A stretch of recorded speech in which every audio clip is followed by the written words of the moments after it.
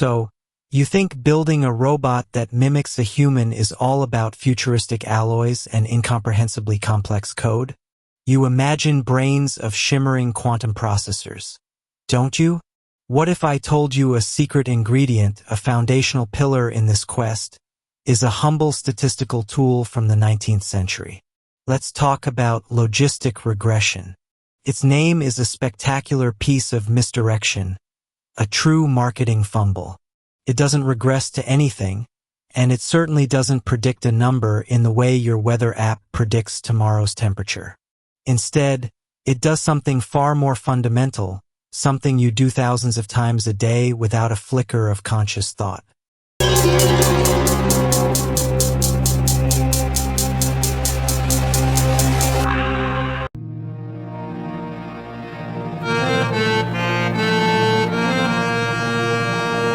Before we proceed, let me tell you one thing. If you have not subscribed yet, please subscribe. It means a lot to me. And if you have already subscribed, tons of thanks for your support. It predicts a probability which then answers a simple binary question. Yes or no. Think of it as a meticulously cautious gatekeeper for decisions. It looks at a situation, weighs all the factors it has been taught to consider, and then offers a probability, say a 78% chance that the blob in the distance is, in fact, a cat and not a plastic bag. Based on a set threshold, say 50%, the gatekeeper declares, yes, that's a cat, or no, keep walking. Now, how on earth does this simple yes/no machine help build a walking, talking, thinking humanoid? Isn't that like trying to build a cathedral with only one type of brick? Well, what is a human action if not a breathtakingly rapid cascade of binary decisions?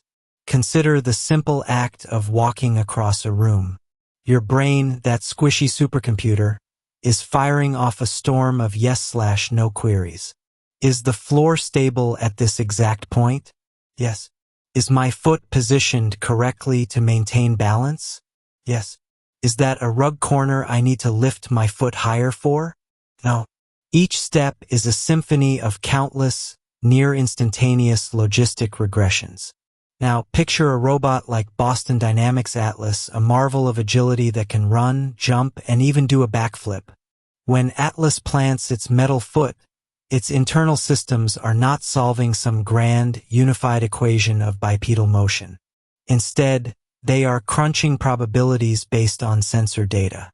Data from its gyroscopes, accelerometers, and cameras are fed into algorithms, and at a very basic level, these algorithms are asking, based on this tilt angle, this velocity, and this visual input, is the probability of maintaining stability if I apply this much force greater than our acceptable threshold? Yes? Proceed. No? Adjust. This isn't just about movement. Think about interaction. How does a robot decide whether to grasp a coffee mug?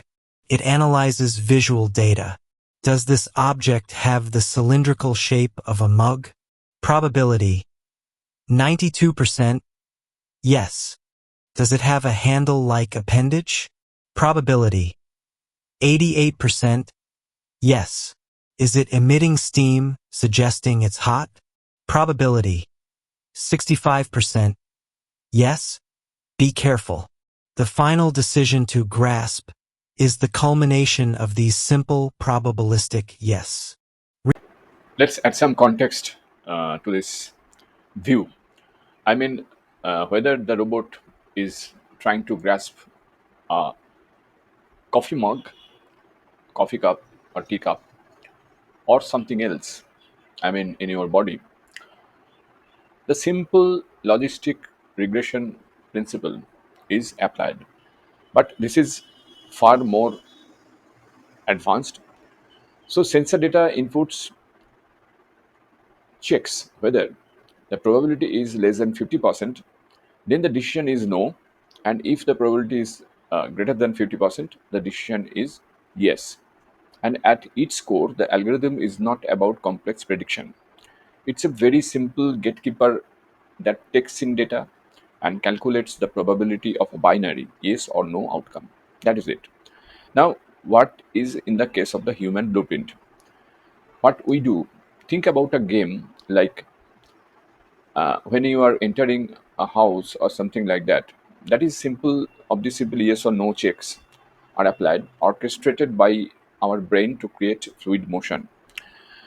We checks many things. That means if something is there or not, is my balance correct or not, is that a rug corner or not, is my food poisoned or not, etc., etc.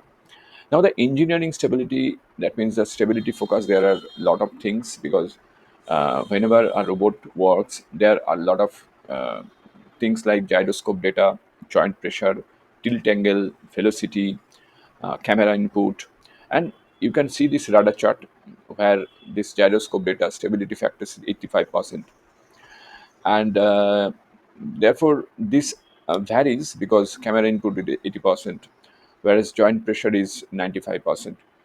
An intelligent interaction, if you think about it, that means what it is going to grasp. That means whether it's a body part or a coffee cup, whatever it is, the shape matters. The shape really matters. Whether it's a cylindrical shape. Now, many body parts of ours is cylindrical shape, right? And it has a handle. Most probably no. The answer is no. There is no handle in our body parts, and it is emitting steam. That means a coffee cup might emit steam, but your body part might not. Not only might not, but will never emit steam. Therefore, the complexity from simplicity, that means a humanoid robot is not a single monolithic intelligence. It's a massive high speed committee of tiny probabilistic gatekeepers, all working in connect to produce the illusion of a singular thinking being. And a social robot, even social cues are broken down. A robot can analyze facial structures to calculate the probability of an emotion, deciding how to react based on a confidence threshold. That means you can see this yellow cycle. That means the probability is 95%. That means it is in a happy state.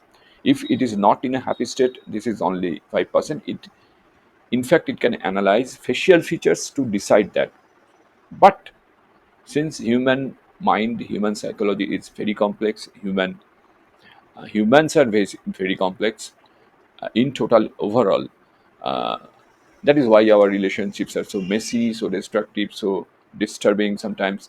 Anyway, the fact is, these facial features uh, do not always reflect the true intention of our mind. Still, the robots are trained on these facial features based on this logistic regression.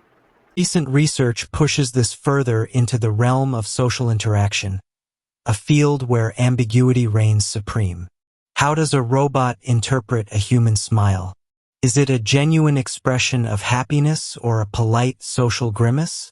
Researchers at the University of California are training models to look at microexpressions, the tilt of a head, the crinkle around the eyes. Each feature is a variable. The algorithm then calculates the probability. Given these inputs, is this a happy state? A 95% probability might elicit a smile back from the robot. A 55% probability might result in a more neutral, questioning expression. It's a world of difference, all decided by a number between 0 and 1. The genius here is not in creating a single, all-knowing algorithm. The marvel is in the orchestration of millions of tiny, simple ones. It's the ultimate allegory for complexity arising from simplicity. We look at a humanoid robot and see a singular, cohesive entity. But what we are really seeing is a committee of a million tiny, cautious gatekeepers, each one whispering yes or no, go or don't go, friend or furniture. So, the next time you see a video of a robot performing some uncannily human task, remember the ghost in the machine. It might not be a ghost at all. It might just be the quiet, unassuming, and profoundly powerful logic of a simple yes or no, repeated ad infinitum. And doesn't that make you wonder about the nature of our own choices? Are we, too, just a magnificent illusion, spun from the simple thread of binary probability? So that is it.